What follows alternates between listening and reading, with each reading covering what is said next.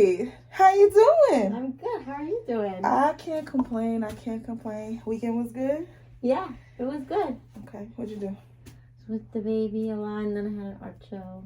Ow. Yeah. Ow, you at work in the art show? Yeah. Okay. An art show. Okay. How'd you come across that? Was it like something? I found it on Facebook. All right. Yeah. Okay.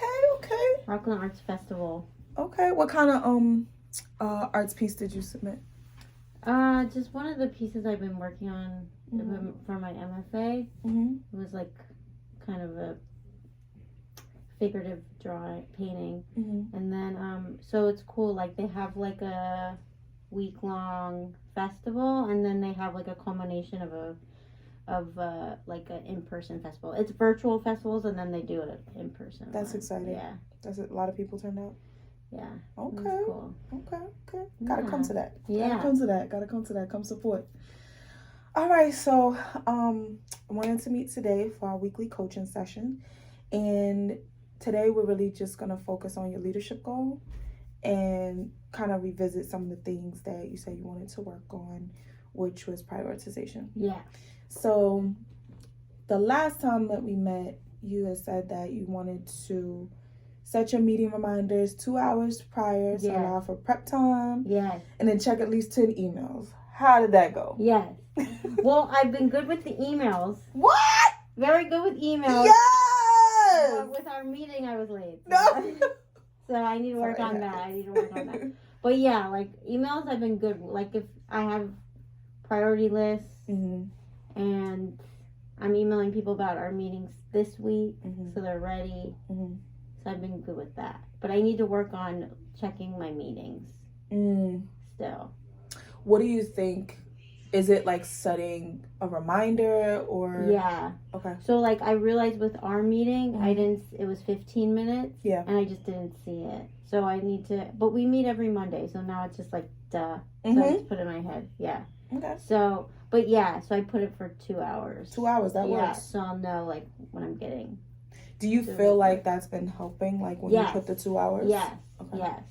Because that will tell me like in the morning, like for our meeting, it would tell me like 6:30 when I'm like looking at. That's when I start looking. So that'll be good.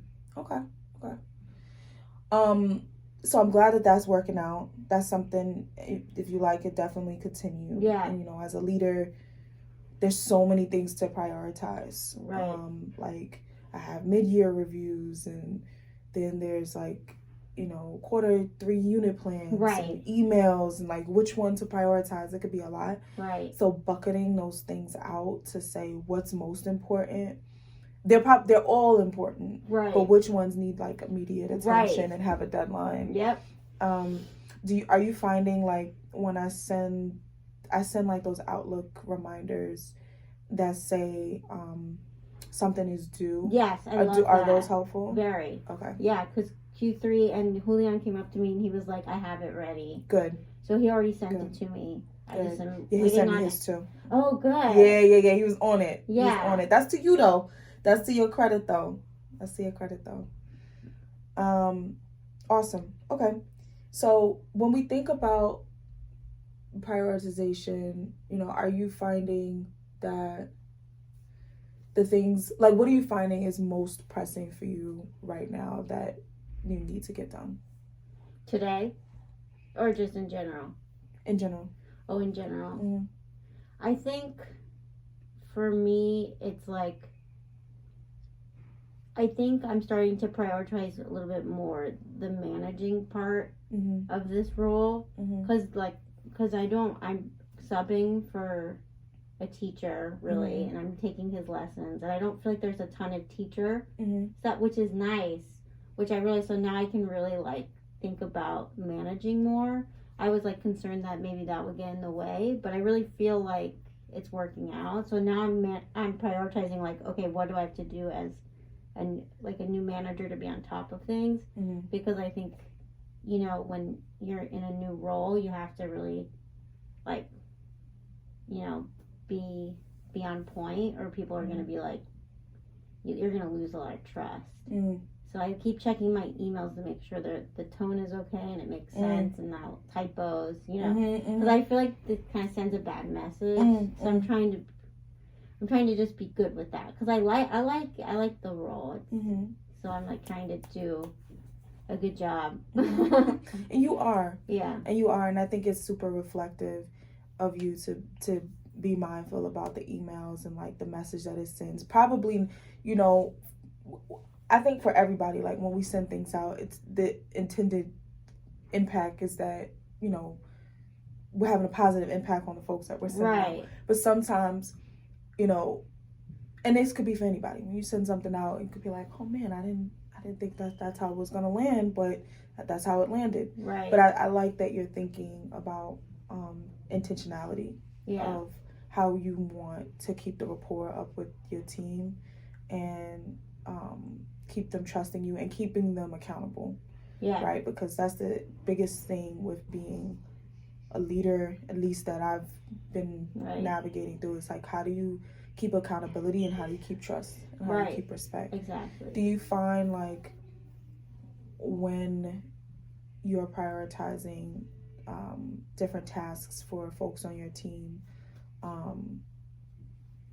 do you find like the impact of the prioritization is helping those folks on your team in terms of them managing the things that they have to do? Yeah. Okay. Well, because I think when we did our prep before I met with Gia, that was a big deal. Because like I would have gone in there totally like trying to figure it out, grasping at straws, and she's like an easy person to manage, but that's not a good tone to set for her. So that helped me a lot. So now going into the other folks that I'm managing, I feel more confident on how to do it. So yeah, so it was good to practice. To practice with each other and then work with Gia. So now I know how to work with the other a little bit more advanced in their teaching experience teachers. So when we did our deliberate practice with Gia and you're thinking about your folks this time around, like Emily and Julian, you have a lesson internalization meeting with Emily. What would you prioritize first in that meeting with her on the lesson internalizations? I know she's going to send you a goal from the rubric. I know you're going to come in and observe her. But like when you start this meeting out with her, how are you going to start? What do you think is the highest leverage thing to hit first? Well, I think we discussed finding one part of the lesson to work on and spending only like 15 minutes on that. So having her do deliberate practice and then like me giving my thoughts on how it went and like how maybe she could improve, or looking at her slides or something. There's a part of the lesson that she wants to work on. Is that right? Like that's what I was going in as. Like it should be a part of the lesson that she should tell you that she wants to work on. And it should be tied to a goal, to her goal from the hip, that will help her shift her practice in teaching. Right. So whatever the teacher move is, maybe it's like you want her to, or she says she wants to work on the end in mind. So she wants to have a clear end in mind for the end of her projects and units, things like that. So then when you look at her lesson, you're like, okay, so where is there an example or evidence or an activity of an end in mind? And then what is the intended impact for students? And then what are the misconceptions? And things that you should anticipate that students might with the end in mind. If that was a goal, a sheet from the hip that she was using. So let's play this out, right? Let's say I'm Emily and we're about to do this lesson internalization and we're gonna do it on, I'm trying to think of something.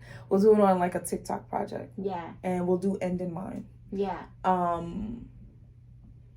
me get I'm gonna get a goal from the hip. We're gonna practice this out. Okay. We'll start off the meeting. Oops, sorry. We'll start off the meeting. You'll run it as if I was her, and we'll go through how you're gonna run the meeting and what needs to be prioritized first. That makes sense? Yeah. Okay. Hi. Hi, how are you? I'm good. Good. Can't complain. How you doing? Good. Thank you for letting me look at your lessons. Thank you. Today I want to keep it, short and sweet, Mm-hmm. and I want to make it prioritize like what you want to work on. Mm-hmm. So, what is something with your lesson that you want to focus on that you think you need some help with? Well, I'm doing a TikTok project, so I want to work on the students. I want to work on their understanding of creating choreography on their own. Mm-hmm. So using the TikTok dances, but like putting their own flavor to whatever it is. So using set choreography, but putting their own flavor to it. So what's something that you like tied to your goal? Mm-hmm. What's something that you would want to work on in the lesson that I'm gonna be observing tomorrow? Oh, my goal. I had to come up with a goal. Yeah. Do you wanna look over really quick? Yes. Yeah. Yes. I don't know. I should have had this ready. I'm so sorry. That's okay.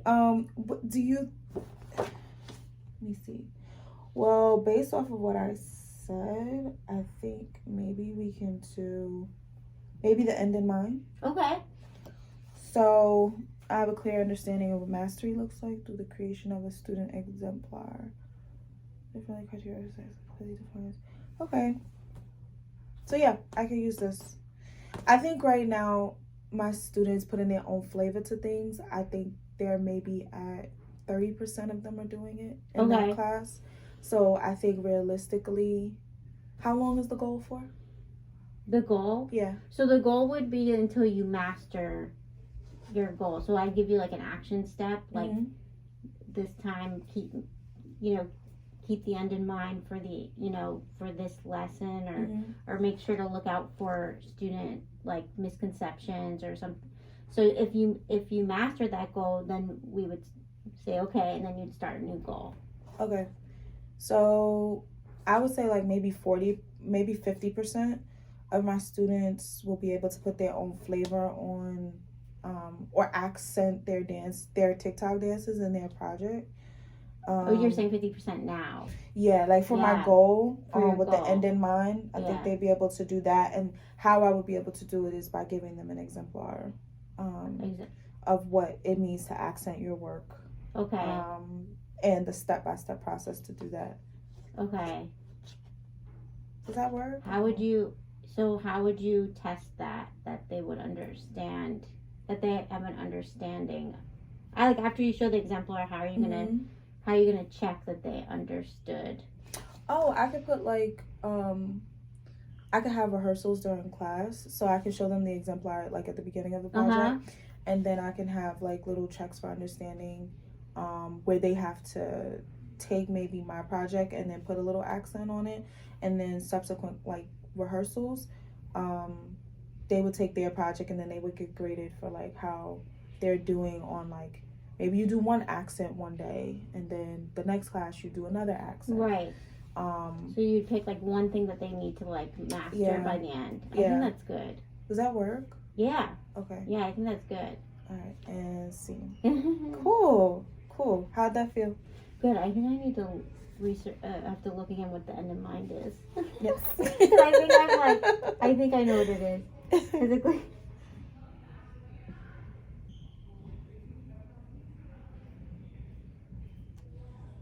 Well, maybe I should have brought up the criteria for success. Like they should have that on the board.